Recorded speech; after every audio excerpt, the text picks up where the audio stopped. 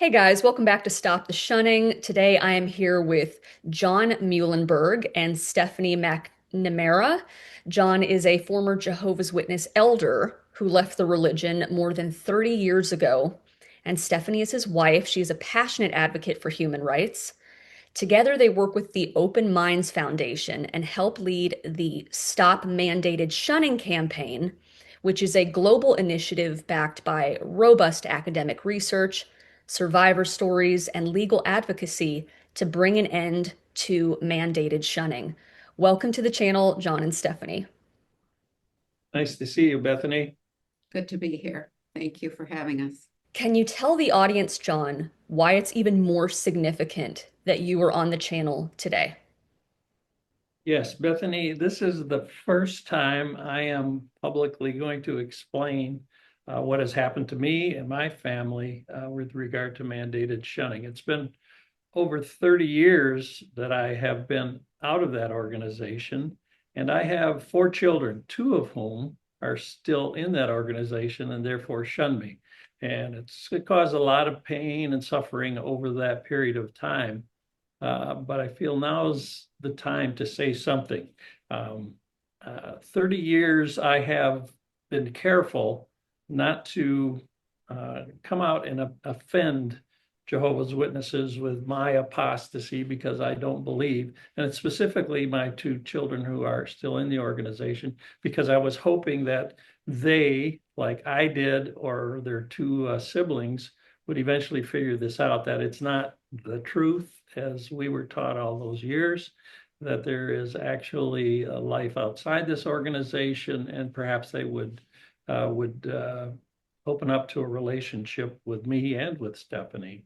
One of the stories I tell people often is regarding Aesop's fable about the sun and the wind having a challenge about getting a coat off a man. And the wind would blow and blow and blow, and the man would just clutch his coat tighter to his body. The sun came out, and the coat was taken off. So I was trying to be like the sun and let things be in a warm state, but this hasn't worked. And there are tens of millions of people like me who have suffered or are suffering from the practice of mandated shunning, and it's time for me to say something, to do something. Well, thank you so much for sharing that and for your bravery and coming out today on the channel. I know that this was not an easy decision or a decision that you came to lightly, considering everything you've been through. I know you both have been through the ringer and seen the effects, the negative effects of mandated shunning in your life. Obviously, it's a subject I'm very passionate about, so I'm glad to have you on here today.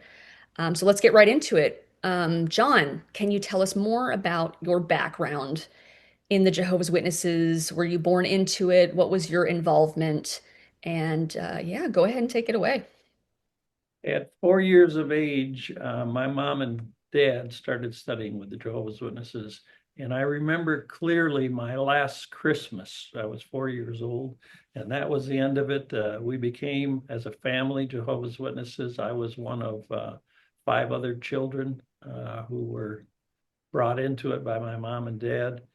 By the time I was 8, I was given talks in the Kingdom Hall. At age 12, I thought it was appropriate for me to dedicate my life in baptism, which sounds really ridiculous when you say it out loud as an adult.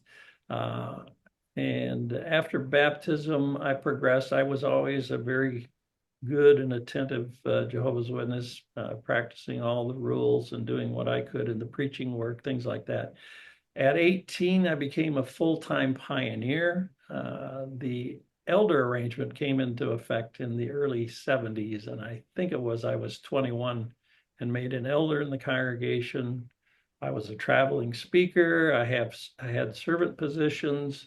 I even spoke one time at a circuit assembly, as they call them, to a crowd of over 50,000 people. So I carried a fair bit of responsibility as an elder, and I saw a lot of what the inner workings of the organization were.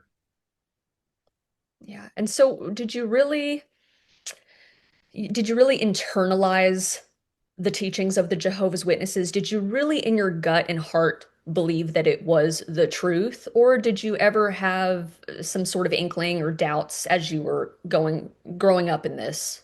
Bethany, that's a very good question.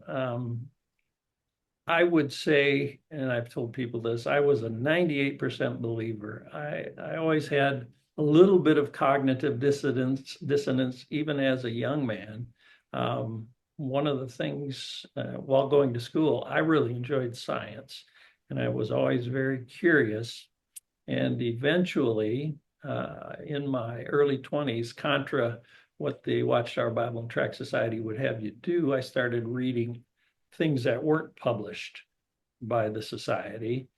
And one of the science magazines I remember very clearly caused me to have some serious cognitive dissonance.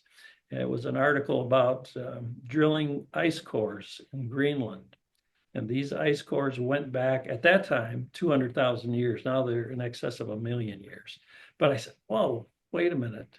How's that possible if the flood that the Bible teaches and the witnesses say was a literal flood and covered the entire earth? How did that happen? And yet these cores, ice cores, show nothing of something happening about 4,300 years ago. So then the doubts became more prominent. And I read other things. I even read some of the literature that was put out by apostates, and so I had a lot of concern about how true the things were that I was being taught. And how old did you say you were at the time when these thoughts started cropping up? Or It was in my early 20s. This is all a gradual thing. Yeah, and by the time I was in my early 30s, I was more or less what I've learned the XJW community calls PIMO, physically in and mentally out. So at that point, I stepped down to being an elder, but I continued to go to meetings and just kind of go along to get along. But in 1986, my two youngest daughters, who were twins, were born very, very prematurely. They were only 1 pound, 11 ounces. The doctor said they had 5% chance of living if they got blood transfusion. And so that was the time when I said, okay, we've got to make this happen, get them the blood.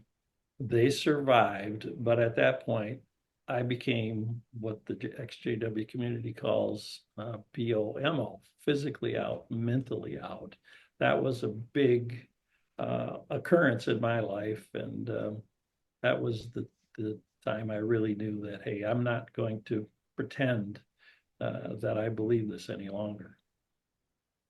If we can, I want to revisit this in just a moment. I want to back up slightly and ask you, Stephanie, a little bit about your background. Were you raised in the Jehovah's Witnesses?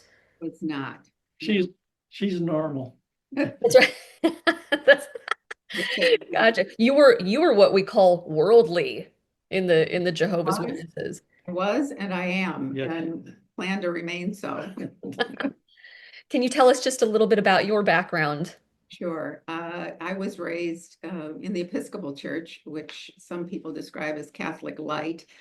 We did not genuflect. We did not have confession or do any of that sort of thing. And honestly, my upbringing in the Episcopal Church was very little scripture taught, even in Sunday school. And I was there because I was in the choir and because my mother made me go. My father was a quote unquote fallen away Catholic, and he would show up on Christmas and Easter because my mother demanded it. But other than that, he was strictly a C&E guy and a little disgruntled about religion in general. And through the years, I've kind of sought some of that guidance, and I've come to believe that there is a higher power.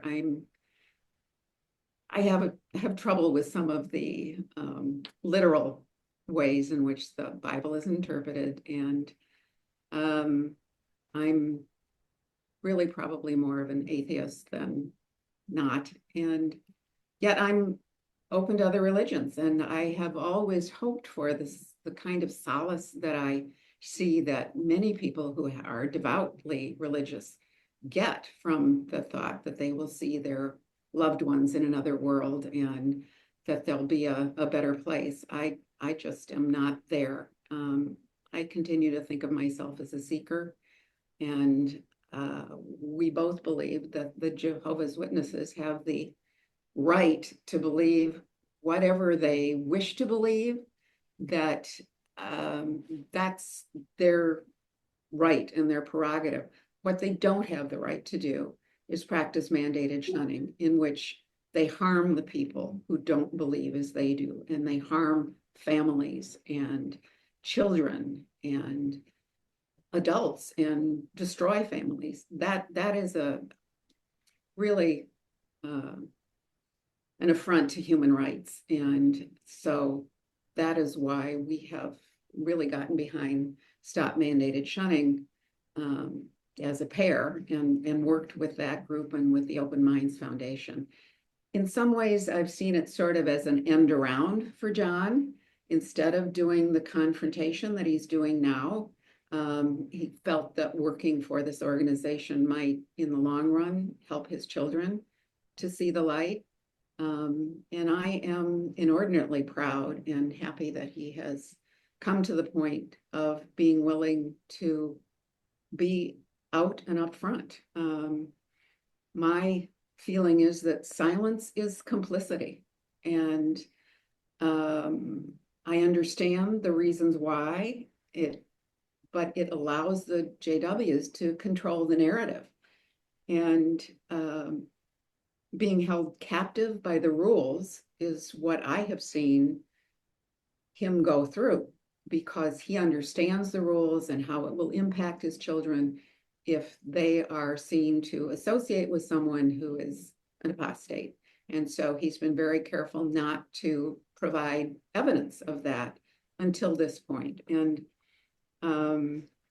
the artificial rules always seemed odd to me, but I could see in his demeanor and his actions that he was still gripped by these rules, because he was not willing until now to be vocal about the fact that he didn't believe, and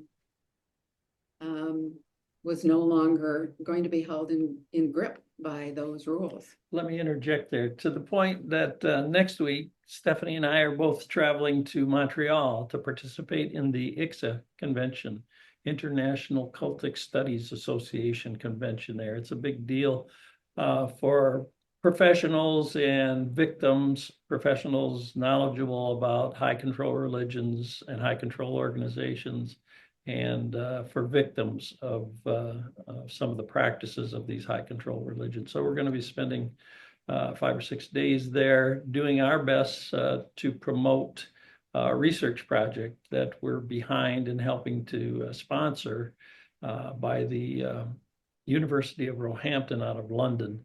They're going to do a peer-reviewed 3-year-long research study so that we and our attorneys and mental health professionals can come to courts and argue with data that shows the harm. And you don't really have a good sense of the harm of mandated shunning until you've seen it practiced or you felt it practiced. People commit suicide because of this. They're greatly depressed. They are damaged financially, emotionally. It is a very, very harmful practice. And as Stephanie says, it violates human rights. That's tremendous work you're doing. Thank you so much for sharing your perspective to Stephanie, and for talking more about stop mandated shunning. We're going to circle back around to that. If I could, John, I want to go back to your to the birth of your children and the fact that they required a blood transfusion. For people who are watching who maybe don't understand, maybe they're tuning in for the first time and they don't know about the Jehovah's Witnesses no blood transfusion policy, can you walk us through that experience of what that was like for you, what that means, and how that affected your relationships and your family, just everything affected your life at the time. Could you go more into more detail about that? Thanks for asking that, because I do want to emphasize, not only does the Jehovah's Witness organization harm people with mandated shunning, but this whole nonsense about God doesn't want you to have blood in the form of a transfusion to save your life.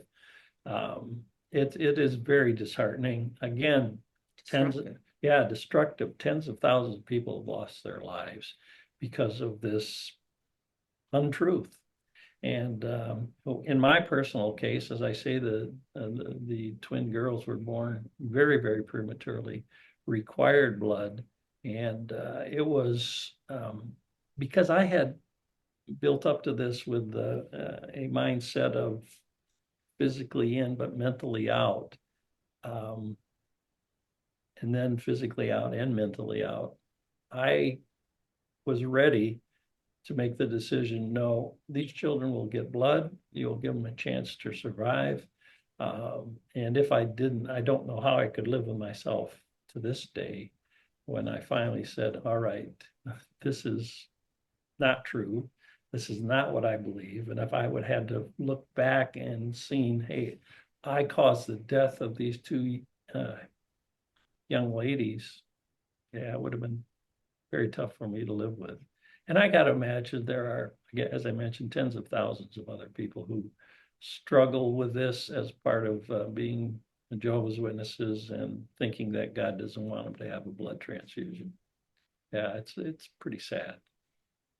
And my theory on that is that God would not have brought us this technology if he didn't want us to use it. And so many other technological things that are rejected by Jehovah's Witnesses and those that are seen as worldly.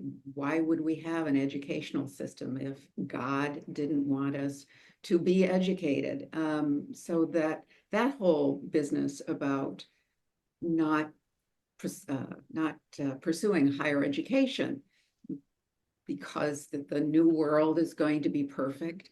I'm also greatly saddened that it appears that John's two daughters, who are in the cult, and we can call it a cult, I believe, are not choosing to have children because they believe that the new world is coming and that world will be perfect. And so there's no impetus or reason, in fact, a reason not to bring children into this world that is beset by the worldly.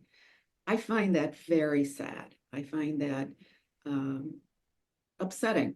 And it's one thing to make that choice on your own because of your family circumstances, because of what is right for you personally. It's another thing to have this fantasy of a perfect world somewhere else and prevent yourself from having that based on what the elders, the church, the Jehovah's Witnesses say. I find that very sad and very destructive for those two children who could have that opportunity. John is a wonderful family man, and this has fractured his family. I love family and family gatherings. I think John would say that gift giving and gathering people together is my superpower. And I love Christmas and Thanksgiving. I'm not the best cook, but I can pull myself together and, a couple times a year, I do a fairly good job of gathering people together in a way that enforces family, even more extended family. My first marriage was to a man who was divorced and had two children. I'm still very, very close to those two children. I am, in fact, very, very close to his former wife, whom I now call my ex-wife, and she's included in our family gatherings. It is a wonderful thing for those children, as well as my daughter from the same husband, to have that extended family. The more family, the better, as far as I'm concerned. The more people that they can rely on individually and have a connection, the better. And to prevent that because of Jehovah is a tragedy to me. That reminds me to insert another comment. We talk about the harm that is caused by mandated shunning to the victims, but it's multiplied many times because the people who are doing the shunning, I know my two girls suffer because they're shunning me. The husband of the youngest said at one time that his wife, my daughter, cries from time to time because she misses her father. It's a terrible thing. And on top of that, then there's the harm that's caused to people that the victims associate with. My wife feels pain and sorrow because of mandated shunning against me. There's an estimate out there of currently there's somewhere between 40 and 100 million people suffering from mandated shunning. And so you multiply that by the number of add to that the number of people that are practicing the shunning, the number of people that are collateral damage from the shunning, and it's a very, very big and serious problem. And I think it's important to point out, it's not just Jehovah's Witnesses. We well know that there are several other religions that also practice mandated shunning, including the Amish, the Exclusive Brethren, the Baha'i Faith, Scientologists, And not to mention Muslims. and there's one more that I'm not, that we know of, but there are also fundamentalist Christian religions that do the same thing. The Geelong. Yeah, Geelong Revival Center. There's the ultra Orthodox Jews. It's heretic and Haredi Jews. And one other. Yeah. But not just Jehovah's Witnesses, but many people who are victims of this terrible abuse of human rights. And again, they can believe whatever they want to believe, but they do not have the right to harm people who don't believe what they believe. And thank you. Thank you, yes, for bringing out that point. Something to tie back a little bit what you were saying earlier, Stephanie, is that you're saying that's fine, you believe whatever you want, even if your conscience dictates that you want to shun somebody.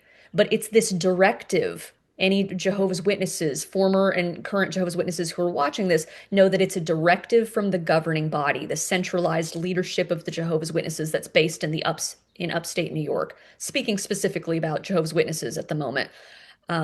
So it's not that your daughters or your son or whoever, your mom, dad, whoever is the one who's the guilty one who left or is showing signs of apostasy or just doesn't believe it anymore. Somebody can't walk away with dignity or express any sort of dissent or criticism of the leadership or question whether it's the truth. Any of that. They can't do that and still maintain a loving. They talk about how they love family and they express all these family values and they rip apart families through their shunning policy because they're being forced to. Again, to your point, Stephanie, it's like, okay, if you want to shun me for because of your conscience saying that your values and your conscience dictates that you feel the need to shun me, but we know that's not the case. It's mandated shunning that's being that Jehovah's Witnesses and people in other faiths. I know in Scientology it's called disconnection. Yeah. So it's this pressure from the leadership to sort of toe the line. And that's the key difference. That's a very important point. I want to re-emphasize it. There's a trial going on in Norway between the state of Norway and Jehovah's Witnesses regarding whether they should be listed as a religion, and as a religion, benefit from tax money to the tune of $1.5 million a year. It's being disputed right now, but in the court of law, Jehovah's Witnesses will testify that yeah, it's it's a choice. You can leave the organization, just write a letter, they take you off the books, and that's fine. But then they say this shunning is a personal choice, and it's not. It's not personal. It is dictated. It is required. If you want to remain in good standing in that organization, you then have to shun somebody. who has been disfellowshipped, or whatever term they want to apply to it now. I think they've changed that because they've gotten into some trouble.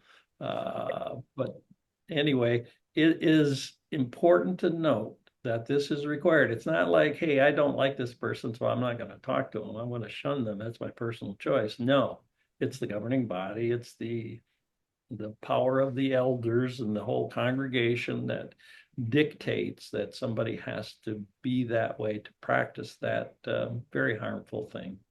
Yes, exactly. Would you agree that it's a culture of silencing Oh, yes. and pressure and guilt tactics and manipulation that even if it's not written or carved in stone on the doors of the Kingdom Hall, you must shun someone who leaves. You just know when someone is removed. It's a game of semantics. It's just recycling the same fear tactics over the years. It used to be called disfellowshipped. If you know, you know. Everybody knows it as disfellowshipped. But I think recently, in the past year or two, they changed it to removed. Doesn't matter. It's putting lipstick on a pig. It's the same thing. But So, but it also points to the fact that there is this whole lingo. There's this whole inside lingo that I have been learning over the past almost 12 years that we've been married, the almost 14 years we've been together. I mean, the mental gymnastics that people go through to decide who gets disfellowshipped and who doesn't. In John's family, 4 children, his oldest child, a son, I believe just faded. I had no idea what faded meant, but now I understand. And his mother, who is still a Jehovah's Witness, will speak to him, even though he's out of the church. I'm not sure how she gets to do that, but she does. And the youngest of the twins, who is also out, was never baptized. So we get a pass. She gets a pass, and her mother speaks to her. But nobody speaks to John because he was disfellowshipped or whatever we call it this week. And we've changed what we call it this week because I the think courts have come to understand disfellowshipping as a bad thing. I think we've gotten her upset a little bit. You tell it like it is, sweetie. well, and when you love someone and you see this, it's not just even, it's bad enough. And I know you guys know this, but it's bad enough to shun somebody that you know peripherally in the congregation and act as if that person's dead. But to require people to shun their own son or daughter or their own parent is inhumane. So, John, can you tell us a little bit more about what happened with your after you gave the blood transfusion to your, correct me if I'm wrong, I'm sorry, you said your 2 daughters. Okay, 2 daughters. And then what happened since were you an elder at the time? No, no, I had stepped down of being an elder well before that, but Okay. it was the straw that broke the camel's back. So I'm not going to be practicing this anymore. I didn't go to the meetings. My wife of the time, mother of the 4 children that I have, is what I would describe as a true believer. I mean, you're talking 100%, not 98%. And it became very difficult to live with her. She would come back from the meetings and, conversations like, well, the devil has you, you have to pray more, you have to study more. And it just kept getting worse and worse. So that contributed to an eventual parting of ways, a divorce, and I moved on with my life. But for while the twins were still young, and I was providing financial support for the children. I would have time with them. But after that, um, when they were on their own and one of them did get baptized, that's when the shunning became very strong from the young one. And that's an interesting thing. These are identical twins. And Mm. one figured it out and one still remains. And we had a talk with the daughter that is out, the twin. And we really don't know what the magic was. That's why I've always had this hope that, hey, maybe her twin sister and her older sister will come, something will turn that light on. The phrase I think I hear a lot in the ex-JW community is they wake up. And at some point, it took, even when I woke up, because I had been indoctrinated in this as a child.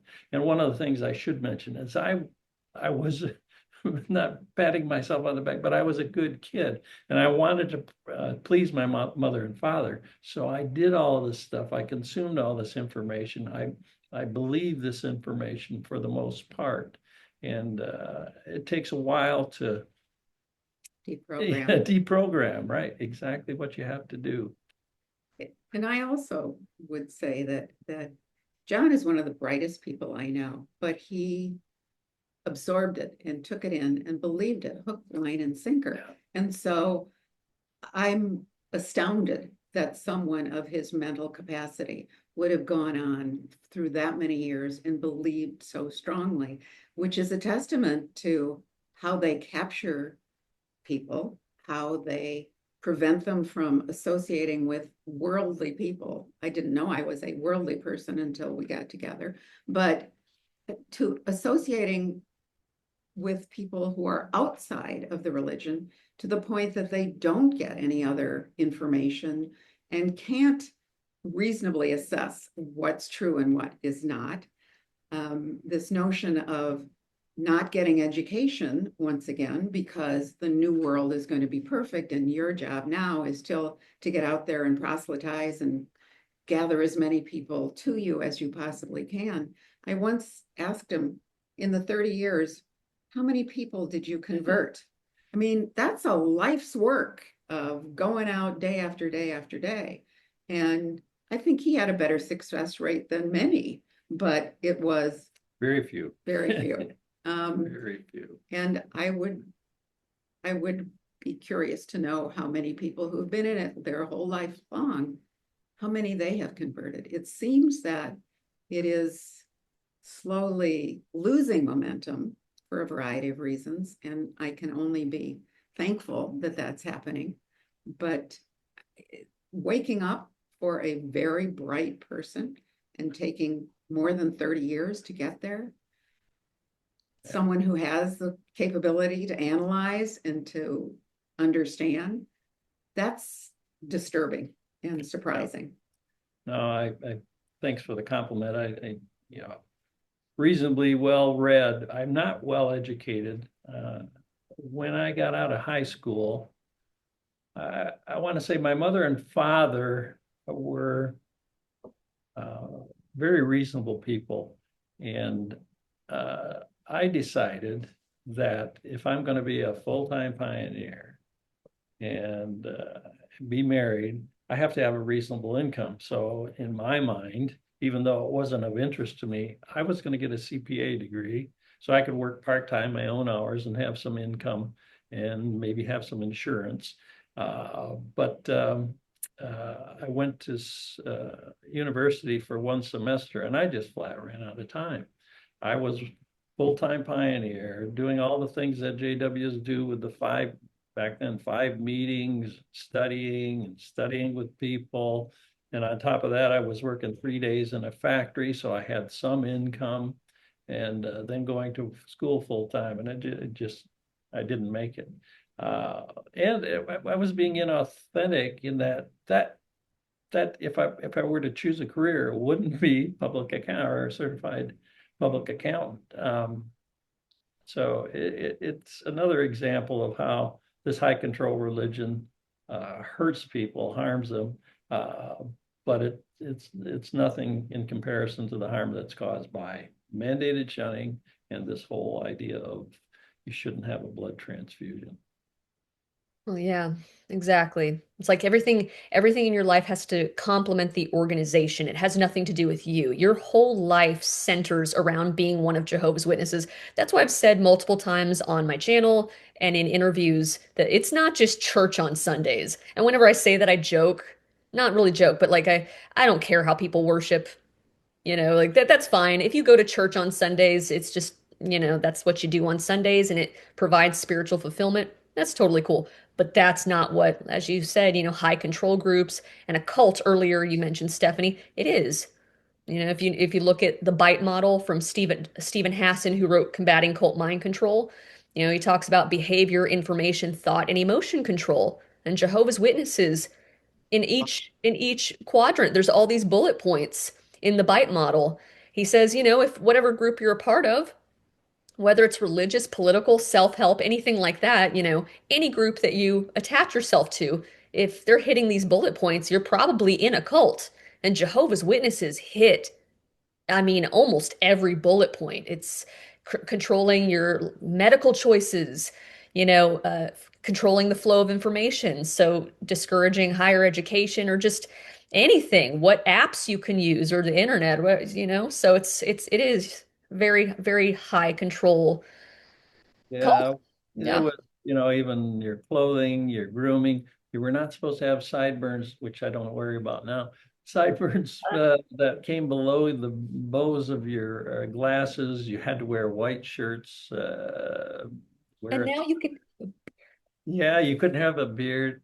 I was a little bit of a rebel. I had a mustache. I looked so young when I was in my 20s that I grew a mustache to give the appearance that I was my age. And I always thought that at some point, okay, if I start to get older, I'll shave the mustache off and I'll be young again. But that didn't work. But yeah, they do control every aspect of your life. And so this term of being your authentic self comes to mind. You are not who you really are. You are what they want you to be, and they control every aspect of your life. your two daughters, one of the identical twins, has shunned you for how long? Probably effectively after she turned 18, got baptized. So that would be, 22 years. yeah, 22 years.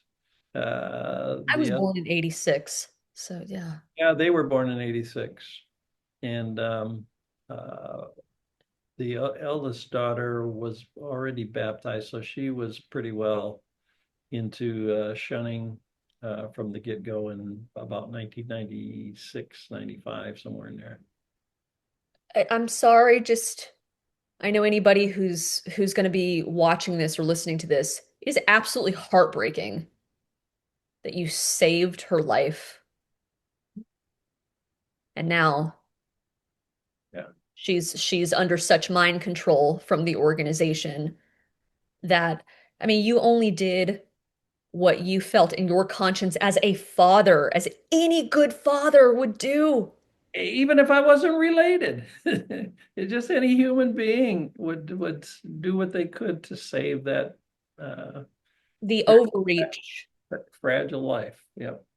Right. I had a conversation with someone who is in the cult describing how my version of Christianity that I was raised with, and they call themselves a Christian organization, which I have a hard time with. My version would not keep a loving father from his children. And that person, who was a Jehovah's Witness, immediately answered, and John has told me this is what they are taught: you wouldn't allow your child to associate with a criminal. And I was taken aback that the notion from the Jehovah's Witnesses is that if you don't believe what they believe, then you are somehow a criminal. And I find that horrifying from the mind control aspect, that this person has a rote answer that she has been taught, and that was her. That's as far as she was able to think was, well, this person is a criminal. This person doesn't believe what we Yeah. believe. And so the father shouldn't have a relationship with the daughter. That's horrifying to me. Yeah, I term it isn't thinking, it's regurgitation. If it's Bethany, you've been through it. You go to these meetings and it's over and over, and it gets really repetitive, and uh, It's yeah, it's thought control. it's thought control and to your point, it's rhetorical questions. You're not actually using your, I was trying to describe, I recently did an interview and we were getting into meetings and how they're structured because people see sensational, not sensationalize, it's true, but they see really like headline grabby cults like Scientology, and you hear about the horrors of Jonestown and Nexium and all these things, but it's like, oh, Jehovah's Witnesses, oh, just like bad suits and they're kind of goofy and you don't think anything of it. And it's like, oh, no, no, no, let me describe to you. I went from birth for 30 years to the Kingdom Hall to these meetings, like you're saying, and it's so repetitive. It's just brainwashing sessions 3 to 4 times a week. And so okay, well, what do you mean by what are you doing or what are you learning? It's their literature, it's indoctrination sessions, and you're literally just parroting back Watchtower rhetoric. Exactly. You're not you have to, I think it's shout out to JT and Lady C who are activists on YouTube, XJW activists. I think I'm probably gonna butcher this, but he says something like, I'd rather have questions that I can't answer than answers I cannot question. Yeah. And Perfect. and that's Watchtower. So they give you the answers and you're not allowed to question them. And yet, like you've mentioned earlier, they have new light and things change, and now you can wear a beard, and now you can have some blood fractions, but not a full blood transfusion. It's crazy making. Their minds are not their own. They are looking to their leadership to micromanage their conscience on every imaginable topic. And So thought control is insane. I thought it was interesting to me that the notion that this was somehow a study, it's not a study. You're not going to study. From what I understand, you go, you underline the answer that you already must give. You're not providing any other insight in this study. You're simply memorizing and regurgitating. It's not a study. It's Well, indoctrination. they cover it over a little bit because you read the paragraph, you read the question at the bottom of the page, you look for the answer that they have want you to have in the paragraph, but put it in your own words. It just cracks me up. But yeah, it is mind control brainwashing. Yeah, it's absolutely ridiculous.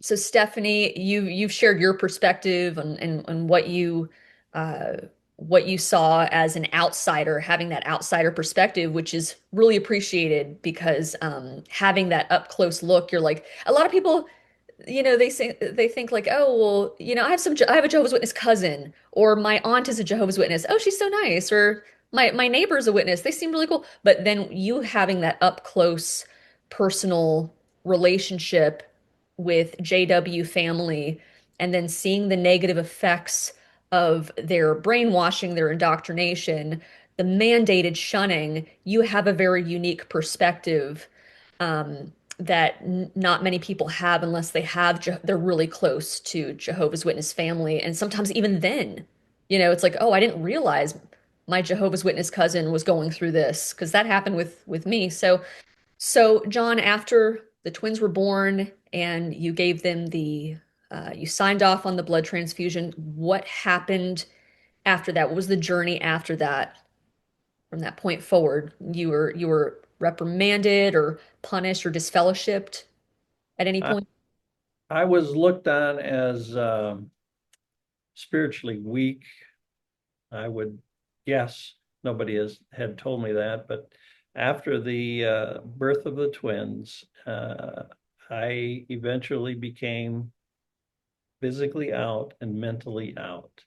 And I uh, continued with my life outside of the organization. I had a full-time job and I put a lot of energy into that. But because of the disconnect with my then wife, mother of my children, it became very difficult to keep that bond together. We actually had some marriage counseling, and it was an interesting session. We went to this marriage counselor. It was a lady, and she asked who would like to start, and I deferred to my wife, and she didn't want to say anything, so I'll start. Um, a lot of our issues revolve around the fact that we were Jehovah's Witnesses. I am no longer. I don't believe that. They believe that they're the only ones that have the truth and that they're the only ones that are going to be blessed by living in this new order, survive Armageddon, all of that poppycock, sorry, that they were taught. And my wife said, that's not true. I said, what? I'm an elder. I was an elder in the church. I know what it teaches. But it was like, it's so difficult for, if you would have said that um, to someone outside of the church, no big deal. But if you were to say that, well, let me back up and say, if you were to say that I know the truth. Jehovah's Witnesses are the only ones that know the truth. We're the only ones that are going to live forever. You get applause in the congregation. Yeah, right on. But you say that to somebody outside, and you got to be kidding me. So that's how silly it sounded. But anyway, that whole dynamic led to an eventual divorce. And uh, the twins were still young, still in their even prior to teens. So I continue to have a relationship with them on weekends and things like that because there was no baptism or dedication on their part, and weren't forced to shun. Eventually, the youngest of the twins did get baptized and practiced, it still does the mandated shunning. The older of the twins eventually figured it out, never got baptized. She and I and her husband have a great relationship. As I said, my son, who is my oldest child, we have a great relationship. But after the blood transfusion and the eventual getting to the point of disfellowshipping, which happened, I think, 1995 or 96, I actually got a call from an elder on the telephone and he announced his name and he said, Elder so and Elder so are also on the line. Okay, here we go. I knew what was coming. I went to the extent of telling them, uh, if you defame my name, if you just, practice, what's the term, honey? Slander? Sorry. Yeah, slander. Thank you. Sorry, Uh, wrong honey. It just came out. Wrong, honey. That's all right. If Sorry. you do that, I'm going to sue you. I'm not going to sue the Watchtower Society. I'm going to sue you.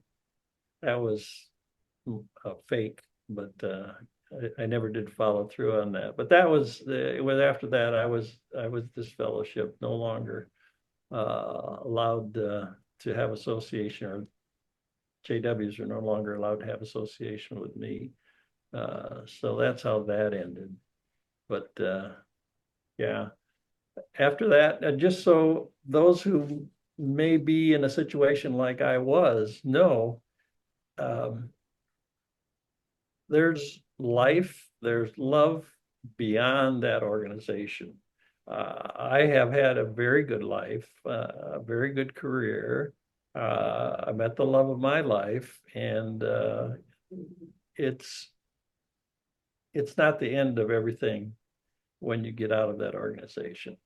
It's painful, and we're going to do our best to make it so it isn't that way. That is to say, we're working with Open Minds Foundation, a nonprofit, and its subsidiary, Stop Mandated Shunning, to make sure that this practice eventually becomes criminal. It probably won't happen in my lifetime, but I hope that this work that we're participating in now will continue on. There are some young, very bright people who are associated with Open Minds Foundation and Stop Mandated Shunning. Will carry on. And as a result of that, uh, the courts of the various countries in the world will come to have laws that are enacted and can be enforced that stop mandated shunning from happening. It shouldn't be allowed. It's a violation of human rights, and it's got to be brought to an end. Thank you. And Stephanie, do you have any closing thoughts? Um, I am delighted that John has decided to stop being held by Jehovah's Witnesses, and I'm applaud this as a momentous step forward for him and really for our family and perhaps for his family as well. I have not been silent. Sometimes I've been anonymous in my activities. Fair. And I have had some one-on-one talks with people who are still in the organization and made it known to them that what they believe to be the truth is not reality. So I have done some things, but I haven't done all that I could until now. And that's why it's important for me and for us to have this opportunity with you, Bethany, and to share our perspective on this whole issue around Jehovah's Witnesses and mandated shunning, and around all high control organizations, be they religious or otherwise. I appreciate and thank you for the time we've spent here, and I probably will be doing more of this in the future, and we'll see what happens. And Stephanie, you had something else that you wanted to add before we finish today. Yes, I wanted to make an appeal for any ex-members of high control groups to go to the Roehampton study, which can be found on Stop Mandated Shunning.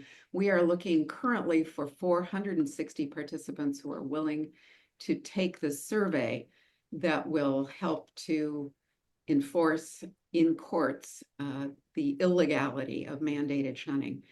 It will take about an hour of your time. You can start and stop at any time that's convenient, but this study, this research study that's being done by the Roehampton University on our behalf is a very important next step in the fight to end mandated shunning and to prove it to be human rights abuse. It is really mandated bullying, and that is something that is also illegal. So if you can, go to Stop Mandated Shunning and follow the link to the Roehampton University study and research project, and please participate. This is something that you can do to help the cause. Beautiful. Thank you so much, Stephanie.